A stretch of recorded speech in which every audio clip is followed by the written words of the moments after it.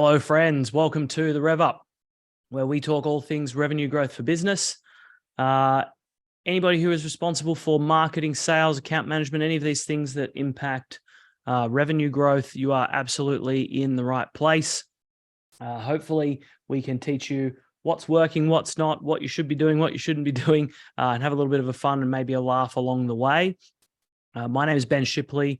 I've spent the last 19 years of my career building and leading revenue generating teams all over the world.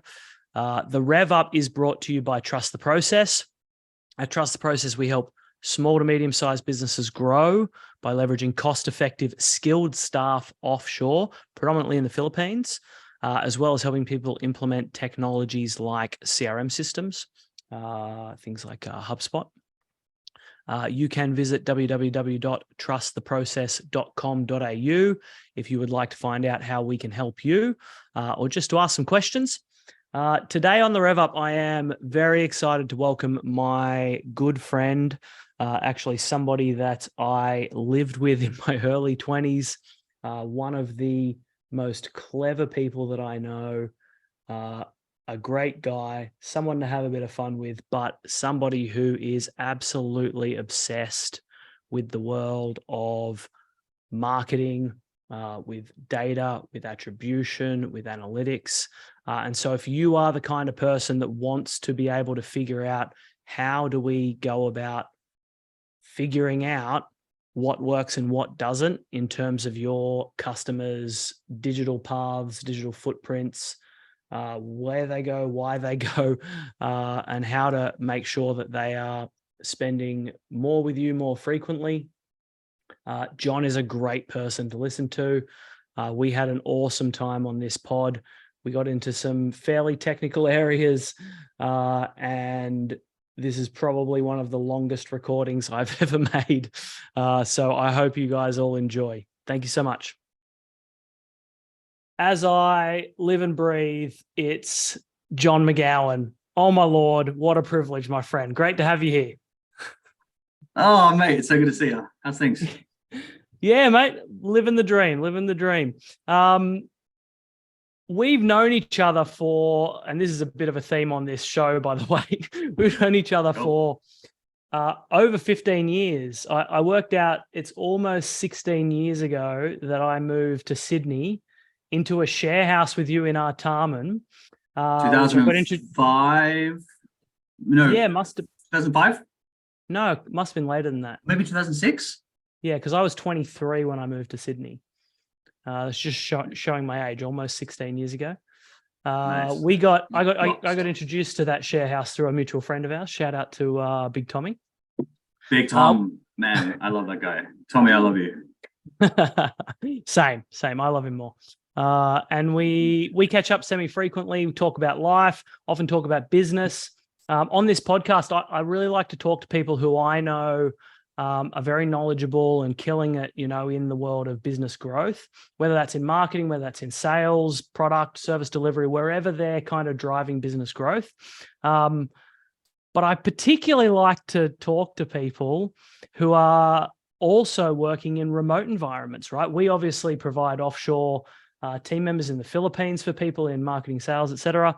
So anybody that's like kicking ass in the world of remote teams as well as growth is like match made in heaven, my friend. Tell me, my nomadic friend, where on planet Earth are you right now? So right now I'm in Glasgow. I arrived here 8 days ago. The last 12 months have been there's a lot of movement, but I just spent about a month, maybe 5-6 weeks in Europe. There's a few destinations, but the main reason for being there was Super Week Analytics Conference that was in about an hour out of Budapest. But before that, I've been mostly based in Mexico, in Guadalajara. And yeah, I've been remote for over 7 years now, and it's allowed me to do a ton of travel, and that just gives me the feels, man. Like jumping on a plane with the idea of landing in a city that I've never been to before is addictive, and I just keep chasing it, and it's great. Yeah. You mentioned you were at Super Week. That's like a digital analytics conference. Were there any interesting little tidbits you can share with our listeners? Any cool takeaways you took? Oh, firstly, massive shout out to Super Week as a whole. It's only my second time attending, but I actually loved it. The website is superwweek.hu. Zoli and the team, they do a fantastic job. But in general, it's one of the best analytics focused conferences you can go to, not just in my opinion, but I feel like in the opinion of many people in the industry. Plenty of really cool discussions, both during the talks and also, at lunch or at the bar after, once the day's finished. It's 5 days, so it's an onslaught. And so I was just drained afterwards, mentally, physically. Just tons of people working on really cool stuff. And the deeper you go in the analytics world, the more you realize how complex it can get. Yeah. And so trying to be across everything is impossible. The only way you can really stay across as much as possible is by sharing. And is by, I found some really cool stuff I want other people to know, in the hope that someone else working in some other area can provide a cool blog post or an article to the community for everyone else to share on. And that's, I think, one of the best things about the community is just that everyone is there, doing their part, sharing, collaborating. It's amazing. I always find those sorts of events interesting, because it's one of those things where, like, the more you know about a subject, the more you know there is to know, and then the more you know that you don't know. And sometimes that feeds into a little bit of imposter syndrome. You're in a room with all these like super smart people, and you're like, oh my God, I can't believe how much there is to know. Do I know anything at all? And then you look externally outside of those communities to your customers and your clients and all that sort of stuff, and you go, oh, actually, no, I'm all right. I know quite a bit. Yeah. I'm just looking it up now. It's the Dunning-Kruger effect. If anyone wants to Google it, it's a lovely graph with this winding up down, and it's fantastic. It basically visualizes the whole thing. Yeah. That's the reverse of the imposter syndrome, right? The Dunning-Kruger effect is the one where the less you know and the less you know there is to know, the more you think you know when you know a little bit. Yeah, definitely. Yeah.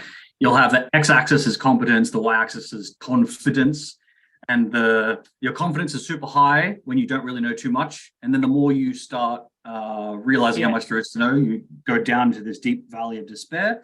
And as you start getting better and better and better, you start kind of trending back upwards to more confidence when you're kind of like, I know how much there is to know now. I know I was super, arrogant about all this world that I thought I knew a ton about. Then I realized how much I don't know. And now I've just come to accept that it's impossible for me to cross everything. So I'm in this comfortable state of knowing that I don't know shit, if that makes sense. I get that all the time. I'm very lucky to spend a lot of time with some absolute marketing and sales and business growth geniuses, and I regularly sit there and go, holy crap, there's levels to this thing. Your business Attribution Digital is focused on helping businesses understand, correct me if I'm wrong here, understand and improve like the effectiveness of their marketing through, tools like Google Analytics, Tag Manager, ads, amongst other things. But I will have already told our listeners about you in the opening for the show. But I think you've had like a really interesting journey since all those years ago when we lived together in Artarmon and then Lane Cove and all that sort of stuff. How did you get into the world of marketing, data and analytics? And how did you kind of get to this point, running a business, helping other people understand and measure this stuff? So, yeah, I mean, it's a long story, but I'm going to keep it as abridged as possible. Basically, I went backpacking when I was 24. I went 9 months through Asia and I loved it. It was amazing. But I got back home and I just thought to myself, I can't continue. If I want to go do that again, I can't save up like a crazy person, then go and spend everything and then come back with no job and no money. There must be a way for me to continue doing this, but I can earn some money on the way. Once I got back, I'm like, okay, I need to focus. Sydney was amazing. I loved it, but I had too many distractions there. So I moved to Brisbane. It was a way to just kind of isolate myself and just see if I could figure it out. I found a job at a digital marketing agency. I worked there for about a year or so, and that's where I kind of learned my Google ads. And Google Analytics was something that was available as well. But when I was at the agency, Google Tag Manager was released. I think it was 2013. And I kind of realized the potential of that, jumped on it and tried to learn as much as I could. After about a year there, I then moved client side for 2.5 years. I was at a streetwear company for about, was it 6 months? And then I started working at a large travel retailer. Anyone from Australia will probably recognize the name Flight Centre. So I was at Flight Centre for a couple of years. And it was really those two worlds of agency side and client side. Agency side gave me exposure to the repetitive, I'll do this on this client, then I can do it on that client, working with very small businesses in that conversation. And then moving client side, working for a fairly large company, I then was exposed to how big companies work. So with the small business conversation, I'd be speaking to like a mum and pop store. Maybe the one person that I was talking to was across everything. It's a little business that they were growing.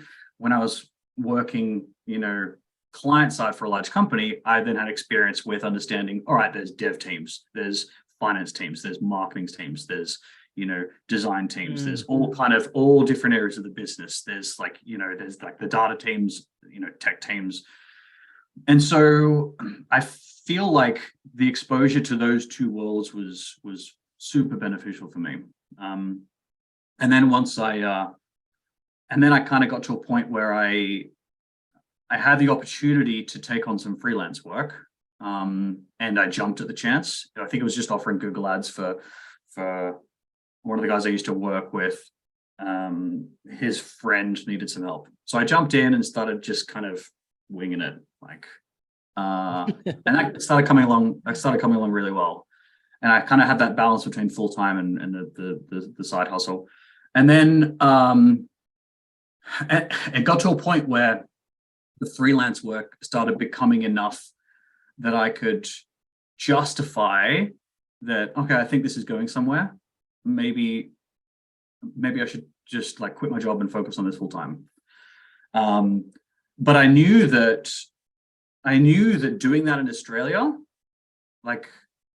with the cost of rent, the cost of living, the cost of all that kind of stuff in Australia is high. Brisbane, not as much as Sydney, but still, cost of living is pretty high in Australia. So it kind of clicked. I was like, okay, if I can continue to do this, can offer Google Ad services, Google Analytics services, anything kind of in that world, I can do it from my laptop.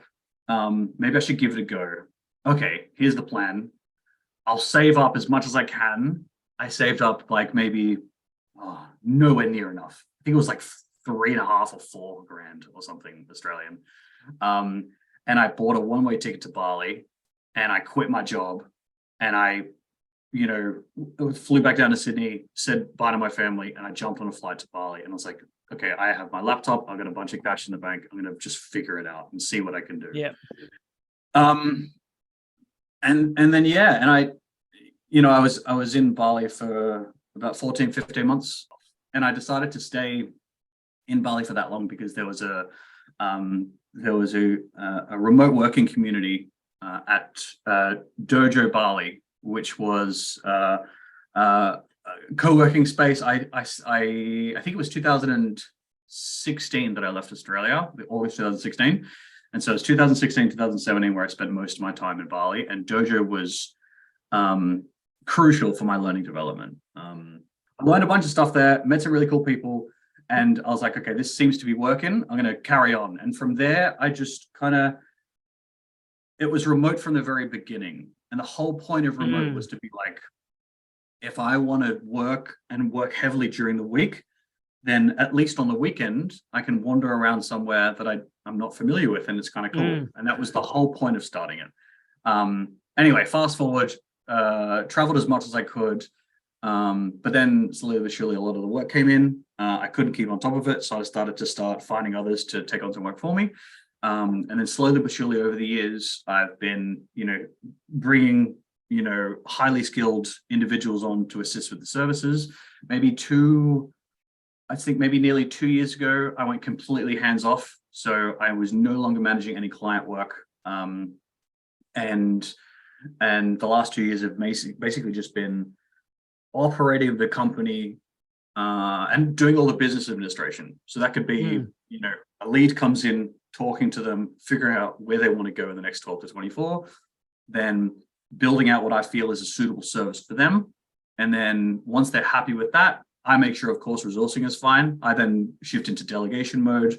There's introductions, and I'll still keep on top of a lot of the conversations and maybe jumping on calls for like strategy discussions. But yeah, a lot of my focus now is, the old working on the business instead of in the business, and that's been something that is incredibly difficult to do when you've got a lot of work on. Yeah, you do 40 hours a week, and then you've got whatever time you have to continue focusing on other areas. So yeah, that's kind of where we're at now, I guess. I always you see that so much with like technician type led businesses where somebody has a technical skill and that's what they built a business around. Quite often they realize later that the things that it takes to run that business aren't necessarily being good at doing that thing. There's all the other stuff that comes along with it that totally different. So that's super interesting, man, because a lot of people struggle to find time and to find freedom because they build a business with the plan of eventually having freedom. But when you build something around something you don't currently have, you build the wrong model for it. But you started as remote from the start, which it seems like kind of helped to make that a reality, helped to give you that freedom. Yeah. It was always kind of, and I keep reminding myself as often as I can, like my work should support my life, full stop. I work to make money so that I can, tick off the crucial aspects like somewhere to sleep and somewhere to eat. And then slowly but surely you build from there, right? And look, I try and continually remind myself that the reason I work is to support the life that I want. And that what that does is it means that you kind of have to pull back on work sometimes. I have to continually remind myself, like, pull back on the amount of work you're doing, because, if you're working too much and you're not doing what you want to do outside of work, then it can be frustrating. It can be challenging to, it's harder to justify the long hours if you're not happy outside of work doing what you want to do. That's just something I've been focusing on a lot. So businesses suck you in, man. They suck you in. And the more you give, the harder it is to take that back, right? The harder it is to take it back. Yeah. So your world is ultimately about understanding and measuring and improving marketing, right? What is your approach? Give me the macro version, the top line version. What is your approach to measuring marketing? There are a ton of ways. I think one of the biggest challenges these days is understanding how best to report on these efforts. So for example, if you're running ads through Google Ads or you're running ads through Facebook ads, those two platforms provide you with a conversion pixel. So when someone takes an action, let's say, for example, it's an inquiry, you can add on a conversion pixel, normally via Google Tag Manager, but you can hard code it onto the site, where as soon as the action is taken, a request is then sent through to the Google Ad servers or Facebook ad servers in order to tie the click information from the ad to the action taken on the website. And if you tie those two actions, you can then say, right, so this marketing effort from this particular keyword that clicked on this ad, they then converted, within a day, within 2 or 3 days, within 15 days, whatever it might have been. And you can build reports from there. But the thing to know is that those third-party advertising platforms, they are always going to prioritize themselves with their reporting. So let's say, for example, as a user, I'm on the internet. I see a Google ad. I've just searched for a particular item that I want. I click on the Google ad. I land on the website. I'm like, oh, that's cool, but I'm not ready to buy just yet, or I'm not ready to acquire just yet. Then I might see a Facebook ad 2 or 3 days later. I click on the Facebook ad and then come through and I say, oh, that's interesting. I maybe dig deeper into the website, but I don't buy just yet, or I don't inquire just yet. And then after that, it turns out that the reason I search for them is because I've already got a pre-existing relationship with that company. I might get an email from that same company 3, 4 days later. I click on the email, I jump through, and I eventually buy. So the challenge here is, especially if you've got email conversion tracking set up, all 3 of those platforms are going to show you that a conversion occurred, and they're going to attribute that conversion to the efforts associated with your Google ads, your Facebook ads, your email. So you'll have 3 platforms all showing, hey, Google ads delivered a conversion. Oh, also Facebook ads delivered a conversion. Also email delivered a conversion. And so straight away, you're like, well, I only saw 1 transaction, or I only saw 1 inquiry on this particular day, but all 3 of those, which one should I be listening to? Which one, how do I attribute the value to those channels? And so ideally, you're in a position where you try and find a tool that allows you to deduplicate those conversions, because you don't want to attribute 1 conversion to multiple channels. And so that's kind of where a website analytics tool comes in. It allows you to ideally count the number of conversions, whether it's inquiries or transactions, across the site.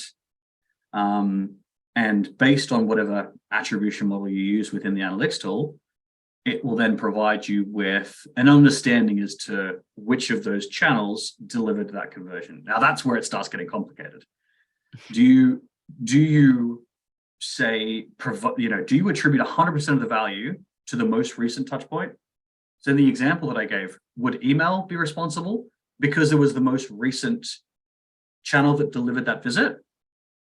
And if we do attribute 100% of the conversion to email, are we saying that the Google ad click didn't provide any assistance? Are we saying that Facebook didn't provide any assistance? I don't know. I don't think so. So then you're like, well, maybe this last click model that we're talking about isn't the best way to attribute value to our channels. But then the next question is, well, which attribution model should we be? I'm going to be doing this a lot. So I've noticed. So yeah, it's a challenging question. And then you're kind of thinking, well, if we're not going to use last click, if we feel that's not appropriate, then what other attribution models can we use? Maybe we should use a time decay model where the most recent touch point gets attributed the majority of the value, but the touch points before that are attributed value themselves, but it decays the further away you get from that particular conversion point. So the first touch point might get 10% of it, and then the second touch point 20%, and then the final touch point is 60% or whatever it is. But then how do you build out that model? How are you then aware of every single touch point? And that's, I think, where a lot of this digital marketing world comes in, and the obsession with companies trying to understand. I want to understand every single touch point. I want to make sure I attribute value appropriately. But it was the promise that digital marketers delivered to companies. Everything's digital. We can collect everything. And that's not the case. It's not the case because... Oh, sorry. Go on, Ben. Well, I was just going to say, I've seen quite a few companies in this sort of area think about it in a few different ways.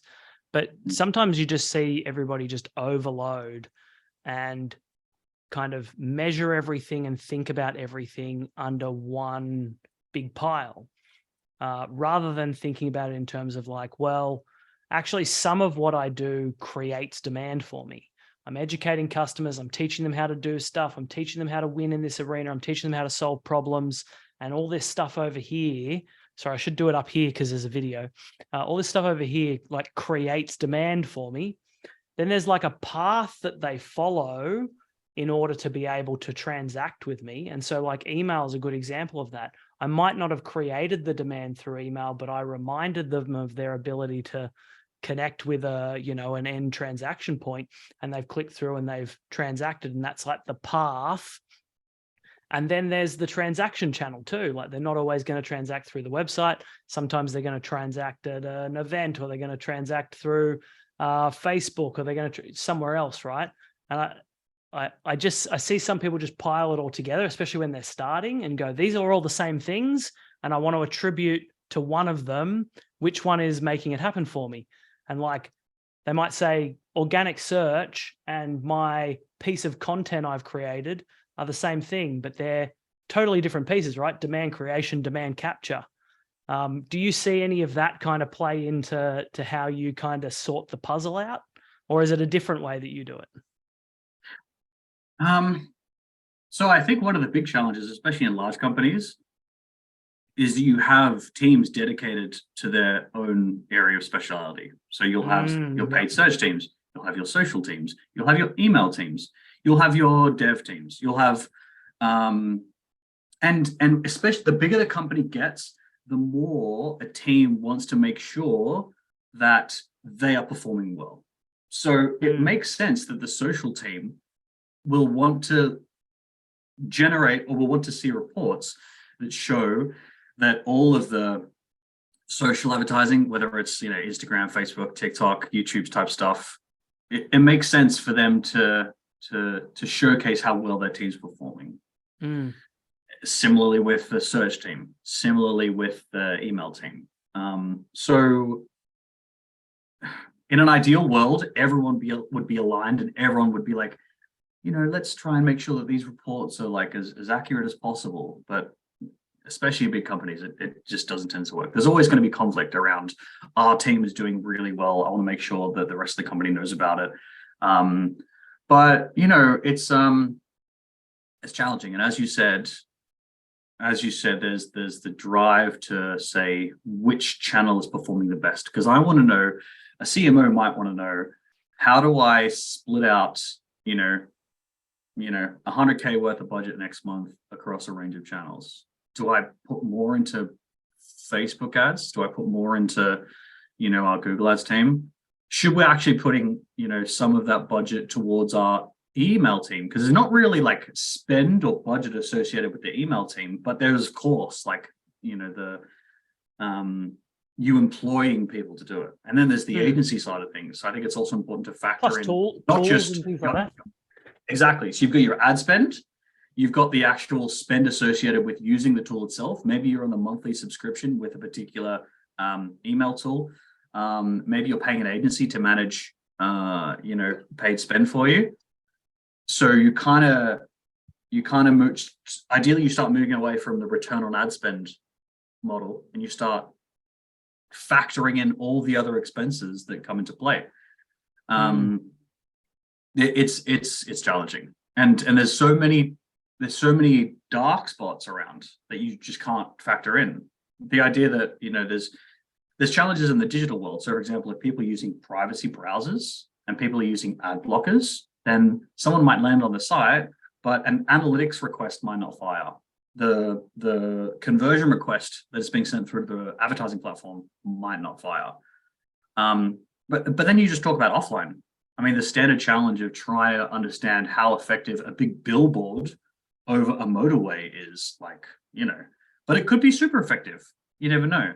And I think there are so many different ways to try and build out these reports, but as long as there's an understanding as to the limitations, and those limitations are factored into the discussions on, budget allocation when it comes to the efforts associated with building out the site, I think it's just being comfortable with a lack of data and just understanding that there are limitations. This is an area that's pretty near and dear to my heart, to be honest, these dark spots, because in the world of outsourcing and offshoring, right, for trust the process, a huge portion of our customers come from referrals, right? And they come from referrals from a whole bunch of places.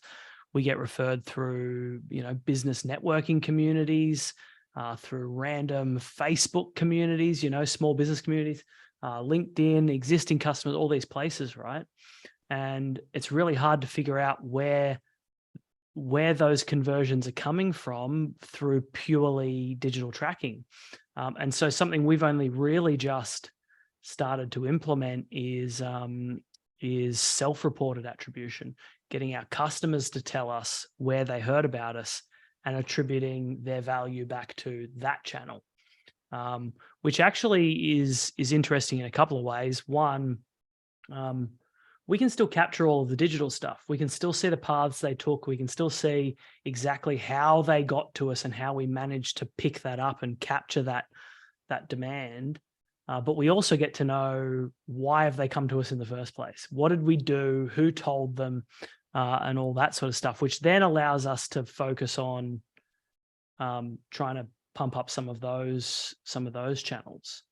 But that has to be, it's either through a customer filling in a form. And there's some interesting data coming out that actually form fills for self-reported attribution, where did you hear about us, don't have significant impacts on conversion rates on forms, whereas a lot of fields do. But it also means that, if a business networking community is sending us a ton of leads, we go spend more time in there, right? Whereas otherwise in the past, we might have gone, oh, we'll spend more money on SEO because that person Googled our name. Is dark social something that sort of, that element where people are referring each other, they're having conversations, they're speaking to their peers, they're speaking to their colleagues, and they're getting sent places? Is that something you're seeing as like a gap in what attribution can deliver on? Is self-reported something you've been looking into? Is there another way to do it? This is not my area of expertise, by the way. So always looking for better ways to do things. Yeah, fair. Yeah, I feel like dark social in general, I say dark social mainly, like say, for example, if you share a link with someone through a messaging app, they might click on the link and they'll arrive on the website, and whatever analytics tool you're using, it won't have any referrer data associated with that particular user. So it's not going to say came through a WhatsApp chat or came through a Signal chat. By the way, Signal Messenger, amazing. Everyone should be on it. But so you're always going to have a few challenges in that world. There's a lot of discussion around attribution as a whole and how faulty it is and how impossible it is to actually build out a model that makes sense. And so there's a lot of discussion around like attribution is dead. I feel like attribution as a whole, the word attribution itself isn't unique to the marketing world. Like I attribute value to any aspect of life, right? Depending on the context. There are ways that I feel like, as I said, we should be comfortable with the gaps that we're not aware of, but there are alternatives to building out this very specific position-based time decay, all these different types of attribution models. There is alternatives that you can utilize in order to try and understand how effective a particular channel is. One of those is called, there are a few words for it, like you could call it incrementality, or also known as like conversion lift. So the idea here is, it really simplifying it. We have a ton of traffic coming from ads in this area. And so we've seen X conversions coming through on average per month for that same amount of ad spend. What happens if we cut the ad spend in half for the month? Do we see overall conversions, forgetting about whether conversion pixels fire, forgetting about all that like techie nonsense? If we reduce ad spend as a whole within this channel by a significant degree, we're probably going to see traffic reduce significantly from that channel. We can see whether we see a drop in traffic within our analytics tool, but does that actually result in a significant reduction in conversions or transactions? And also something to take into account, just because you reduce ad spend for a month doesn't mean you're going to, if it is going to have an effect, you may not necessarily see it immediately. That might not take effect until the next month or the month after. It really depends on how long the life cycle or the conversion path is for your particular customer.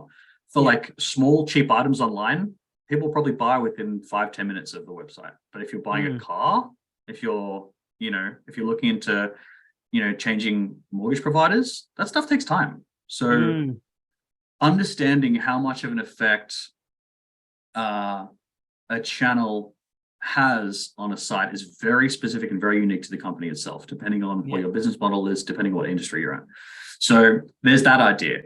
But there's also, I think also one other thing that is crucial to understand is, for example, you might use an affiliate partner, and that affiliate partner is going to try and promote your products or your services in the hope that when someone lands on the website and purchases or submits an inquiry, they will then maybe get a commission on the traffic that they send. But the challenge here is that, and this is the challenge with ads in general, this is the challenge with marketing or branding in general. Maybe someone was going to buy the product anyway, and they just happened to see an ad before they did. Yeah. Like, that's a serious question. Like, if I know that I'm going to buy something, I might buy something once a month, right? Every single month, towards the end of the month, I'll go and buy it. I might be in store, it might be online, whatever it might be. But I might happen to see an ad for the company 3 days before I buy. I'm like, oh, cool, I recognize that. Well, I'm going to buy it anyway. But then your marketing reporting is going to show that, oh, wow, it turns out that user saw the ad and then bought. Oh, let's put more money to that. Is that really the right way to approach marketing as a whole? And so that's why when we're talking about incrementality or conversion lift, we're not looking at conversions or transactions directly associated with that particular channel based on our digital reports. We're looking at on a high level. Reduce marketing spend here. What happens to all transactions or all purchases? And there's I've got another alternative to it. Another one is called marketing mix modeling. So some people refer to it as MMM. So the idea here is this is actually like an older tactic. I think it initially popped up. I think the term was coined like late 40s, and it was kind of used by a lot of the big kind of consumer packaged goods companies back in the day because they had a ton of data. But the idea here is to aggregate a lot of data, and it's the same idea. They're just taking aggregated data associated with particular channels, and they're seeing how, based on it's a statistical analysis, right? And they're seeing how efforts when it comes to marketing or promotional activity results in conversions, inquiries, transactions, revenue as a whole. So there's a few really good resources that I can certainly link to if there's like show notes and stuff. A shout out to Jim Genolio, who's got a fantastic newsletter. It's called the domain is mmmhub.org, mmmhub.org. Some really cool stuff in there, and I'll if I can provide some links later, I will. Yeah, we'll add a link in the show notes. Lovely. But it goes into that whole world of understanding that a lot of the data that we're dealing these days is messy and incomplete, and the collection mechanism associated with that data might have been flawed to begin with. So making decisions, very important decisions on how we continue to improve the site, how we make marketing budget changes. We don't want to do that on flawed data or flawed reports.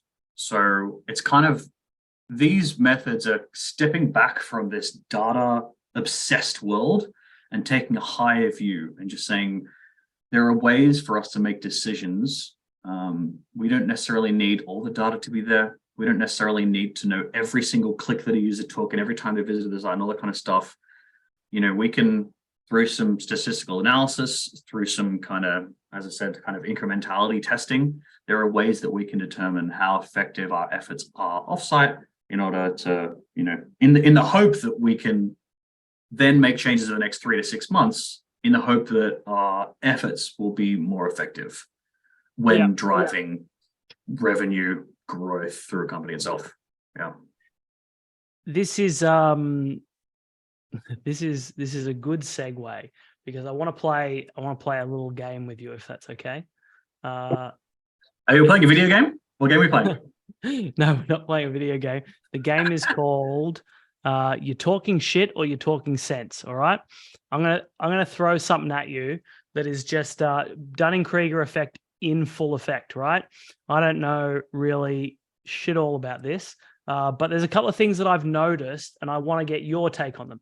And you tell me whether I'm talking shit or whether I'm talking sense, and then maybe give us a little bit of color, you know, the 30-second version of why it works or why it doesn't. What you were talking about there in terms of like, you really got to take it fucking slow. Like, it's such a patient game to figure some of these things out. But I feel like for a lot of smaller businesses that are a bit data pool and channel limited, it's such a slow game because they can't like section things out. Like if you got a big enough pool, feels like you could create some sections within your acquisition processes and channels and go, all right, I'm going to try one thing on this one for the next 3 months and see if it makes any difference, get some more information, figure some stuff out, and then place some bets. But with those smaller ones, like what the hell do you do? Do you wait a year to figure out whether you can do anything about it? Yeah, that's always going to be the challenge. I mean, we're talking testing as a whole. So we're talking like if I make a little change here within this particular channel, how does that affect overall? With larger companies, it can be, well, I won't say it can be easier, but I think because of the data available to them, if you've got 100,000 people visiting a particular, either a domain or a particular site within a certain period of time, then you can see within a short period of time whether or not a change made offsite or a change made onsite, how it had an effect on, you know, an action a particular user took. Because you've got a lot of data to deal with. If you see traffic come down significantly over the last 3 days compared to previous, then it kind of makes sense. At the same time, larger companies have a lot more touch points. They're doing a lot more things in the marketing world. They're utilizing a lot more channels. So that can also be very challenging when it comes to testing. So one of the big challenges is I'll chat about big companies for a little bit, and then I'll go to small companies. With the larger companies, if you're going to be doing some kind of testing when it comes to sending traffic to a site, maybe you're testing, 10% of the traffic going to a particular page goes to, the control, and the other 90% goes to the control, and another 10% goes to say the variant. That's what you're testing, right? We need to make sure that the developers aren't going to be doing any changes to the site within that time. We need to make sure that if we're testing in paid search, that the email team isn't sending they're not doing some promotion or some special campaign to that page within a certain period of time. And there's so much comes into it when it's like the messaging within the ad copy itself. Yeah.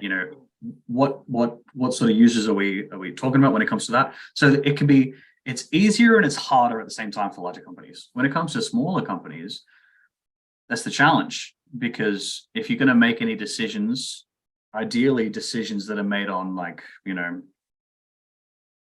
if you find a particular insight within your testing process that has some level of statistical significance, you might need to wait for a certain number of users to go through that process, and that might take months. So it's challenging. It's super challenging for smaller companies. Those small businesses, and this is another, am I talking shit or am I talking sense? But you have to answer this time. You have to tell me whether I'm talking shit or sense, all right? That's the game. Don't break the rules, John. So this brings me to another thing that I've seen. I think some businesses do get the data wrong in terms of narrowing focus consistently. I've seen some businesses find that they get a look at a bit of data and they go, all right, well, Facebook ads are actually driving the majority of our conversions here. And so we're going to focus heavily because they're a small business with a small budget, we're going to focus all of our money on the channel that is converting for us. And they don't do a lot of testing. And I've seen businesses build to $10 million plus in revenue on maybe one major channel that they're generating revenue from. And then something changes. I hate to tell everybody, Facebook wants to make more money from you. And so over time, those leads are going to become less valuable for you because they'll either become more expensive or they'll become more competitive. And so somebody that builds their business that way becomes key channel dependent because the data is telling them that's where they should put all their money. And then something changes and now there's no more ROI because the leads are more expensive or the algorithms changed and people aren't clicking anymore and they're fucked. I've seen it before.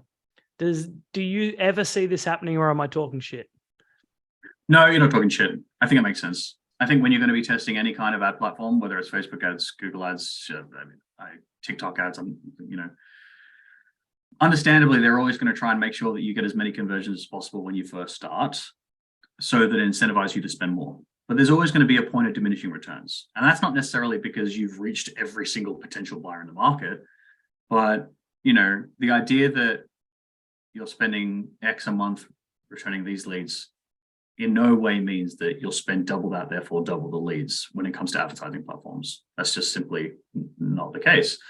I'm not necessarily saying there's an intentional manipulation to make sure that they keep the leads lower when you spend more, but understandably, especially with all the data that these companies have,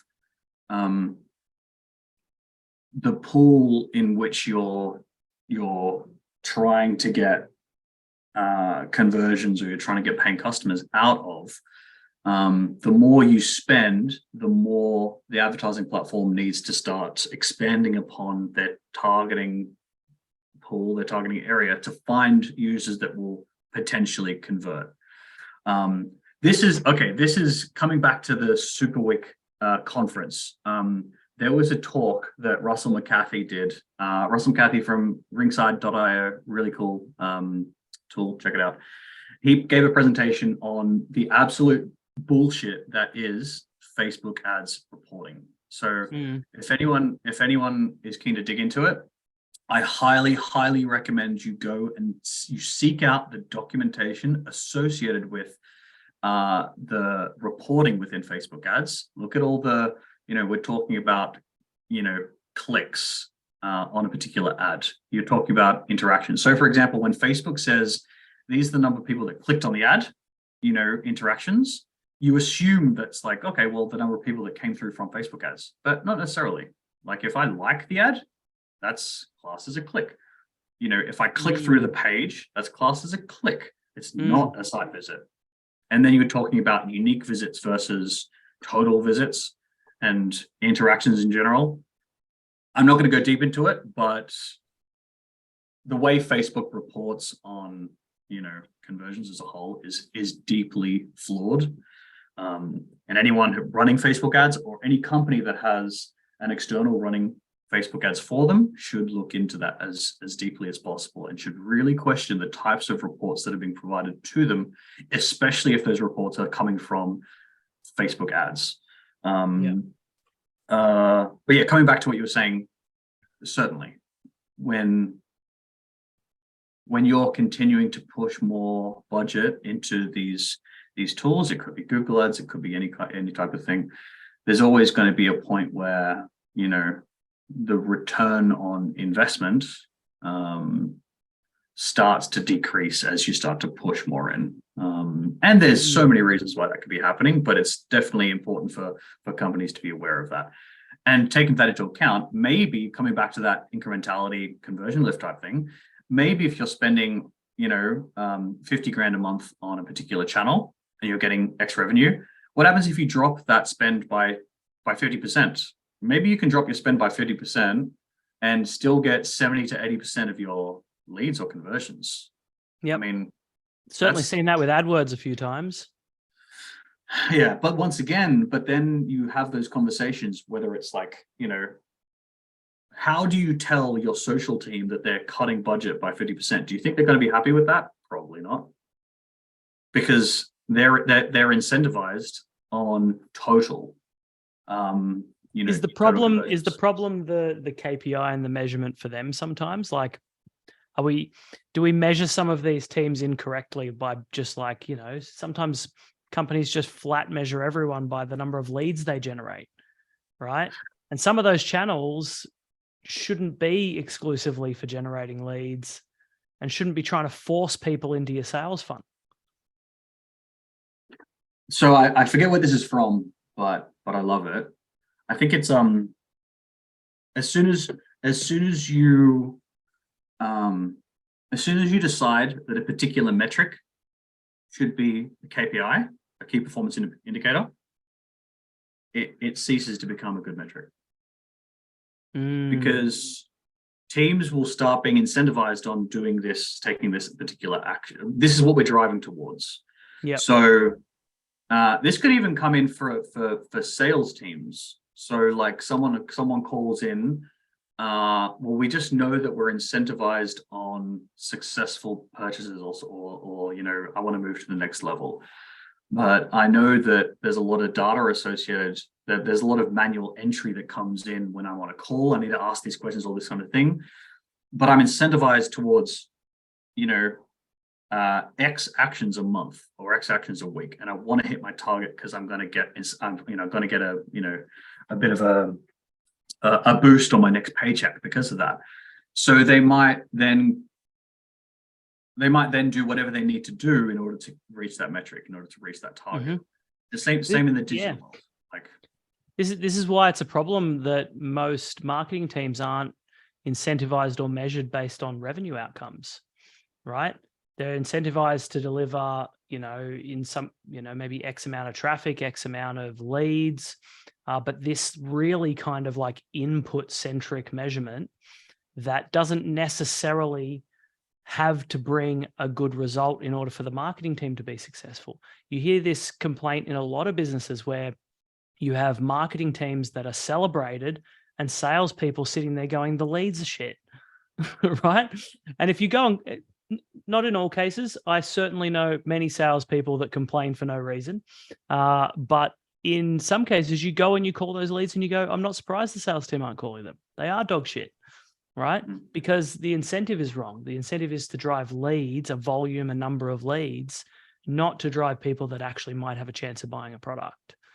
Not to have people actually convert at the end of the funnel. There's a lot of things you can do. I give the example all the time. We help businesses build like offshore appointment setting sales development teams, right?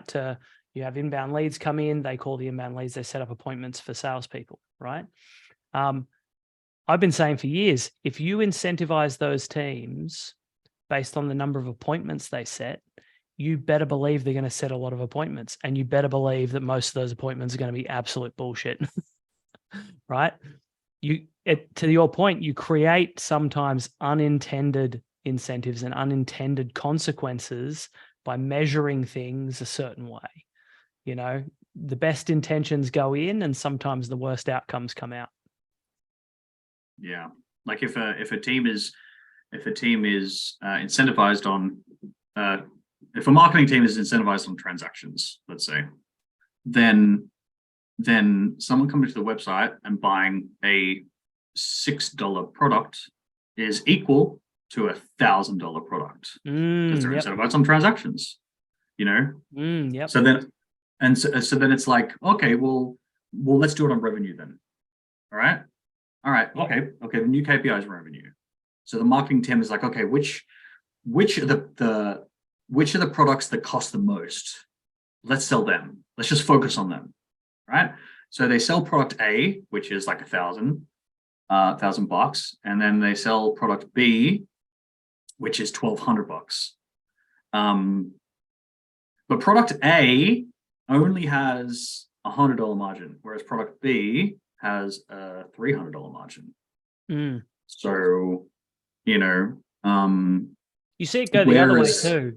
You see it go the other way where, you know, on your transactions point, where maybe it's like paid content downloads, for example, right? There's like a short course, there's an ebook, there's something that's paid, and maybe it's $59. But the incentive is based on transactions or leads generated or whatever it is, and watch that price point come down and down and down and down. And next thing you know, those things that were costing $59 are free, right? And we're hitting the volume easier, but the quality goes through the floor because you haven't thought about the outcome. You haven't thought about like, what am I actually trying to drive here, and how do I measure that without creating an incentive for them to find the shortest path? Because that's kind of human nature. What's the shortest path to get to the thing that I'm being measured on, that I'm talking about all the time, that creates a massive pain in my ass because my manager can't be bothered doing anything except manage me on KPIs. And all they're doing is talking about get more leads, get more leads, get more leads, get more transactions. Well, I'll find a way to do it. Might not get a good outcome, but I'll find a way. What's that shortest point? I want to ask you about two more things. So the first one of the two is, there's obviously so much to know here. And there's a lot of people that'll be sitting there going, well, I've got to the end of this podcast, and I really want to figure some of this stuff out for myself. I've got a couple of starting points. Where do people get started? Where do they go to start learning about this stuff, to start making, improvements and taking action? So yeah, I mean, I feel like there are so many different things. Okay, the number one, when it comes to measurement, when it comes to not just analytics, but just kind of the whole world of marketing in general as well. There's a Slack community called the Measure Slack, which is just fantastic. So you need to request access to it. I think if you go to measure.chat, CHAT, measure.chat, there'll be a site, and there's a joined link at the very top, which takes you to a form. And then once you've submitted that, there'll be a review process. And there's normally like between 2 to 6 weeks, depending on backlogs of approvals. And once you're in the Measure Slack community, there's a ton of different channels on all things related to mostly analytics, but there's a few marketing channels as well. Really cool discussions in there. Some extremely smart people, providing answers, providing commentary on all things that world. If you're interested in analytics as a whole, there are some cool podcasts out there. So, for example, one of the ones that I've been listening to for at least 5 years is called the Analytics Power Hour. I haven't caught up on recent ones just because I've been so busy, but they check out episodes fairly frequently, and I highly recommend jumping onto that. If you're interested in like Google Analytics and Google Tag Manager, there are some Facebook groups that you can jump into. So there's the GA4 community on Facebook. There's the GTM community as well, which are worth checking out specifically to those areas. When it comes to courses, you have Analytics Mania does some great courses on a lot of the Google products, like GTM, GA4 type stuff. There's also the Simmer, SIMMER. The website is teamsimmer.com. Simo and Mari Ahava have put together a bunch of courses related to all sorts that are very relevant. You've got JavaScript courses, you've got browser privacy protection courses, BigQuery for GA4, all sorts of stuff. Really cool. There's let me see. There's a podcast that Juliana Jackson and Simo Hava, I think they've just released episode 3 of season 2. That one is called the Standard Deviation Podcast. Highly recommend checking that out. Also, Google provides a bunch of training education in that world. So even if you're just looking for courses and just stuff, and they're all free. Oh man, there's tons. Yeah. But sometimes the platform is a good place to go. Like we say that with our HubSpot customers all the time. We do HubSpot implementations, active campaign implementations with people. And a lot of the best HubSpot courses are on HubSpot. Right? Yeah. Okay. And I got one more for you, which is, like I said before, like we are a business that helps people build remote teams, offshore teams. You obviously are a very remote team. You are fully, wherever you want to be, whenever you want to be there. What have you found has been important What's your sort of approach been to building those teams, maintaining those teams, getting great results out of teams that are, scattered in different locations? All right, so I reckon there's like two buckets. One is the client management, if you're in the service-based kind of world, and the other is just the general team management. So when it comes to client management, especially if you've got a client is in, say, the UK and a client manager is in the US, you've got time zone challenges. So I think one of the first things is it's crucial to manage expectations with the client. You'll come across clients that have an instant reply culture. That's brutal. And to be honest, when a client requests for us to join their Slack account, I push back on that as much as I can. Because if they've got a back and forth between the teams and it's cool, don't get me wrong, like that may be how they operate. As soon as they need instant replies from a third party or an external, that's when things get chaotic. Especially if they've got different time zones, especially if the third party isn't engaged on a full-time basis.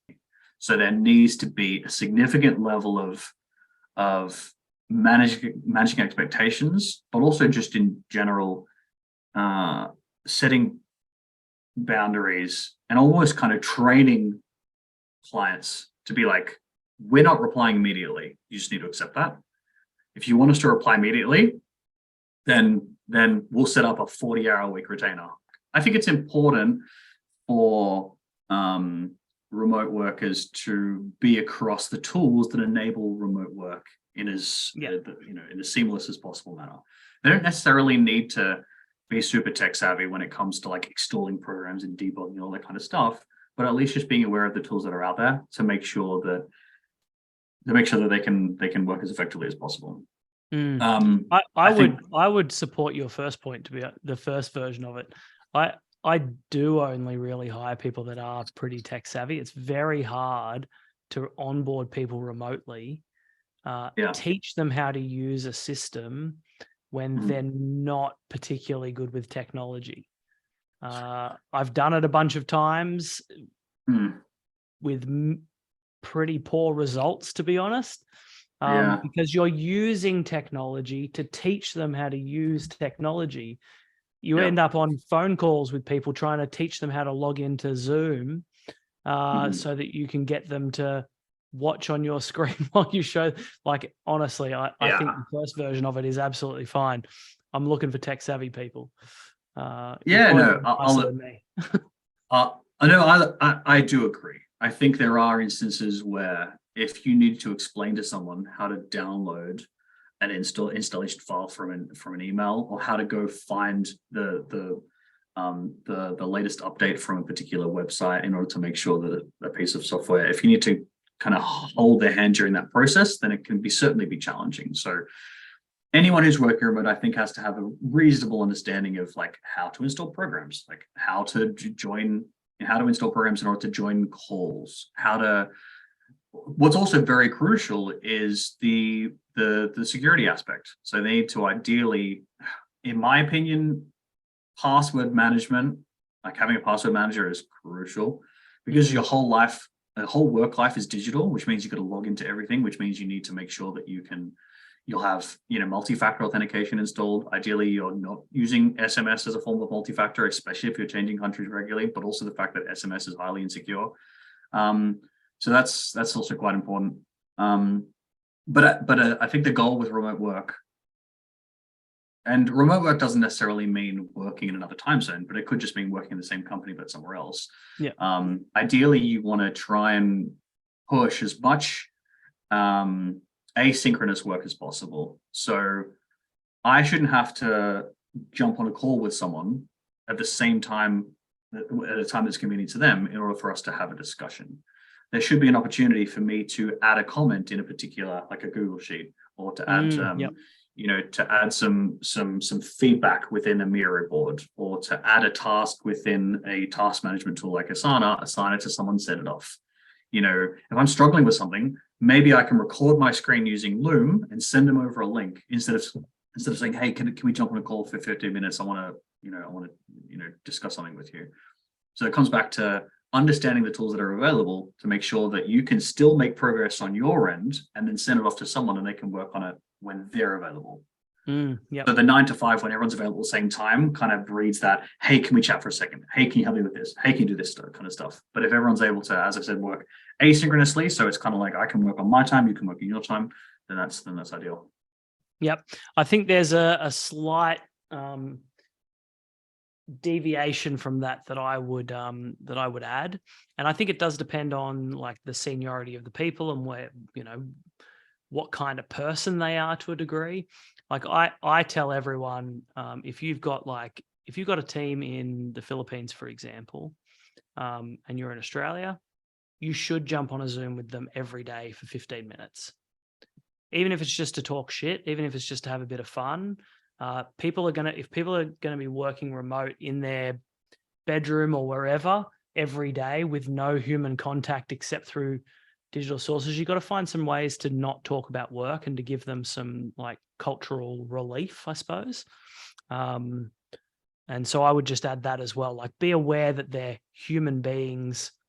And so sometimes you got to undigify it if you possibly can. Like I even tell our clients, like, go and visit your teams in the Philippines, go and meet them in person. It totally changes the digital relationship. Yes, that's a fantastic point. And I certainly approach that question in like a practical businessy type focus, but you're 100% right. Because here's the challenge, because like some of our clients that we've been working with for X years, we've never met them in person. So to build that relationship, and also, so some of the consultants within the company that I've been working with that are actively managing services for the agency, I've never met them in person before, or it took like a few years before I met them. So in order to build that relationship with not just clients, but also, staff, it's crucial to be able to have non-work conversations. Coming back to your point, like I try and make sure that at the start of every single conversation, whether it's a client, whether it's a consultant within the company, whether it's a potential lead, the first 5 minutes, like I try and be like, hey, what's going on? How's your day? What's happening? And if someone asks me how I am, like how are things? And I just say, yeah, good, thanks. How are you? Like there's an opportunity there for you to show a non-work part of your personality, which is crucial to building relationships. So if someone asks me how my day's going, I'm like, actually pretty good. I've got my coffee, just made it. I went outside for a little bit and it turns out there's been like, it looks like a possum or like a fox has been at the rubbish. So I've been like trying to figure out how to prevent that from happening. Whatever, like the most mundane, the most ridiculous stuff I feel is often the kind of like, oh, it warms up a relationship. It helps for you to understand who someone is rather than just what they do or, how much, whether their business is interesting for the company. And so I think that's crucial as well. Regular catch-ups, non-work related catch-ups are very important. I totally agree. This has been great fun. We'll have to have you back at some point. So we're going to wrap it up. Thank you for joining the Rev Up. Before you go, maybe just tell everybody where they can find you, how they might reach out to you, and what they might reach out to you about. Sure. Okay. So social. I don't really use Facebook or Instagram anymore. I use it for like Facebook groups, but that's about it. I'm very rarely on my feed. If you're interested in like work kind of related stuff, then I guess like LinkedIn's pretty good. So you can find me on LinkedIn. I think you should just be able to look for my name. Actually, there's a lot of John McGowans in the UK. So maybe even search for like John McGowan Analytics. I don't know. I mean, I'll provide a LinkedIn link. There's also Twitter. Digital? Oh yeah. So there's also Twitter. So you can find me. I think both my handles on LinkedIn and Twitter are Johnny Wandering. So Twitter, I tend to like talk about work stuff, but I'm also super into like privacy and security and just like also lots of really dumb shit. I like video games, so I like following a bunch of that stuff and I'll tweet that stuff. So I'm super into Twitter these days. The website itself is attd.co if you want to go have a check it out and kind of see what we do. But yeah, I guess those are probably like the three main avenues. And Yep. yeah. If you want help improving or better understanding or increasing the conversion rates of your various channels, your website, all of those different places, Johnny's the man to go and talk to. Thanks for joining us, and we'll see you soon. Ben, you're an absolute legend. Love your work, mate. So good to catch up, and I'll chat to you soon. See you, mate.